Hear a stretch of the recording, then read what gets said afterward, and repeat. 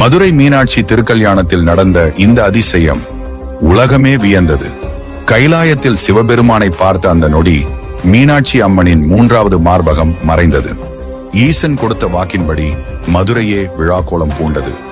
30 முக்கோடி தேவர்கள், ரிஷிகள் மற்றும் சித்தர்கள் என அனைவரும் மதுரைக்கு வந்து குவிந்தனர். மதுரையின் ஒவ்வொரு வீடும் தோரணங்களாலும் மலர்களாலும் அலங்கரிக்கப்பட்டது.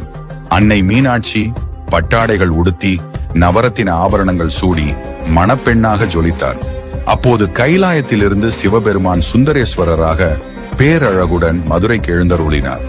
புலித்தோல் அணிந்த ஈசன் இன்று பட்டு பீதாம்பரம் உடுத்தி வைர கிரீடம் சூடி வந்த அந்த அழகை காண 2 கண்கள் போதாது.